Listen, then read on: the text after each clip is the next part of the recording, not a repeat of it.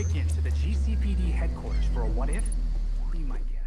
What's up, and welcome everyone to Deuce J Gaming's first ever reaction, thoughts, and theories of Gotham Knights gameplay. So let's get things out of the way from the jump. I've been very optimistic about this game from its announcement. I wasn't sure how I felt about that first initial gameplay demo. Something just seemed off. But after watching this 16-minute gameplay demo, hearing what the developers had to say, reading everything positive and negative on the socials, I realized that this was going to be very different from the Arkham games, which is good and potentially bad. Those games were just so damn good, and like the saying goes, don't fix what ain't broke. I also was taken aback from the voice acting, particularly Batgirl's voice. I just didn't care for it. So recently at San Diego Comic-Con, there was a Q&A with the creative director, Patrick Redding, and he dropped some info that really needed to be out there about the previously quote-unquote redacted game. After months of silence, we got some interesting tidbits that really made me interested to the point of highly anticipating this game. So let's get down to the nitty-gritty. During the Q&A, Patrick Redding addressed the question of the Joker, and he confirmed that the Joker was not in the game, which is totally fine with me. Why have the Joker in the game if Batman was dead, you know? Why? What role could the Joker play besides a face-to-face with Red Hood? Which would be awesome, but I digress.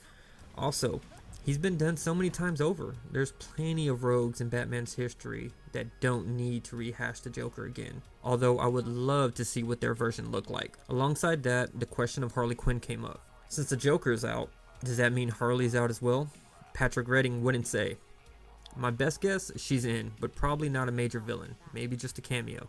I'd love to see their interpretation of Quinn in this universe. And I'd imagine she would have been this new version of Harley where she and Mr. J aren't a couple, like in the Arkham games. Moving on to another potential villain. Redding also added that there is exactly one Riddler question mark in all of Gotham Knights, without explaining exactly what that means. It's a riddle in itself. Okay, carry on, Deuce. My prediction is Riddler is in the game, but only has one riddle. What happened to Batman? My favorite interpretation of the Riddler is Arkham City Riddler. In the animated series, he used games that were riddle based. In Arkham City, that was amped up to lethal traps. And I'm one of those ones who loved / hated finding all those trophies, all those damn trophies. They got a little too carried away in Arkham Knight, but man, they were pushing the boundaries with Origins and City and in Asylum. So, anyways, Batman is dead. Since the beginning, first announcement, trailer, and every conversation the WB Games Montreal team has had with the community, they reiterate, Batman is dead. Even at this Q&A, Patrick Redding stated Batman is really dead in Gotham Knights. He dies in the first 10 minutes of the game, setting up the plot. He remains dead at the end of the game. Now, my theory is, yeah, he means it. Batman dies. But they keep referring to him as Batman, not Bruce Wayne being dead. I know, I get it. They are the same person, but come on, it's a game about a mystery type of story. And they aren't going to just tell us that he was alive the whole time, or give any hints that he is. Plus, I've read the comic. Batman does disappear for a while investigating the Court of Owls, but he does not die. So when people eventually call the devs out on lying about Batman's dead, yada yada yada, they will say he did die. But Bruce Wayne survived, so the torch is being passed down to the orphans. Orphans. Batgirl voice actress America Young described the team using that phrase, which may or may not have been a slip-up, who's to say, but I caught it, and I couldn't let it go. All of them are orphans in this game, including Batman. There has to be a reason they refer to them as orphans. There has to be some story element that term is used that way, right? Like, I'm not just spitballing here. Anyways, I'm sticking to that theory, and I'm guessing that they referred to the orphans because it has something to do with the Court of Owls. Okay, got sidetracked just a little bit with the orphans, but anyways, back to the San Diego Comic-Con Q&A. According to the cinematic director, the game has 4 different versions of these cinematics based on the character the player is using. So same cinematic, but characters move around differently with different camera angles, which is cool. replayability with different characters to see different versions of that cutscene or different dialogue. I'm all for it. Also good to know that the entire game can be played using one particular character. No mandatory character swaps just because the game makes you. I think there are one or two couple, I don't know, maybe. But not just because like it's a mandatory, you progress along in the story and you have to change characters.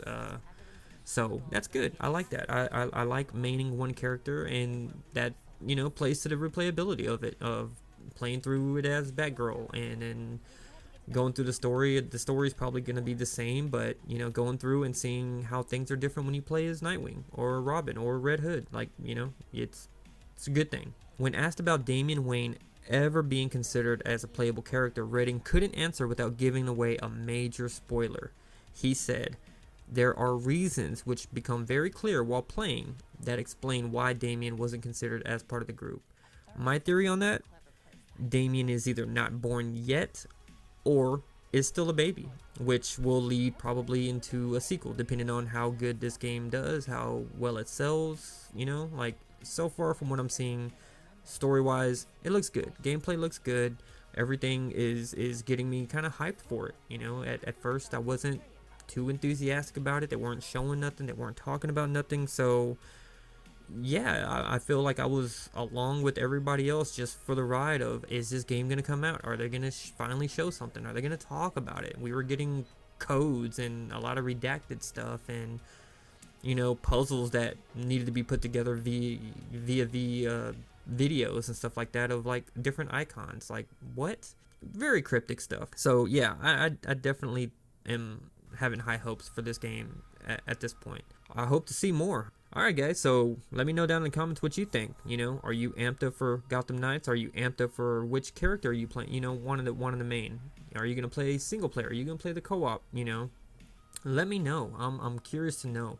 It looks like it's gonna be good. There's a couple of tweaks that I would have preferred, but yeah, man, I think this is it's gonna be. I think it's gonna be good. I don't wanna put my hopes too high for this game, but I, for one, liked Arkham Origins. I liked the feel for it. I liked the detective skills. I like, you know, and this, they've had a lot of time to readjust some things in this game. So, yeah, man, with August here, that means we only have to wait about 2 more months to get our hard drives ready for this game. So I'm expecting they're going to be amping up for a promo tour and going to be releasing more and more content up to the October 25th release date. So, yeah, man. Let me know what y'all think about it. Until the next one, deuces. Well, hello there. A hard drive. I need to get this back to Belfry. Then I can figure out your secrets, Langstrom.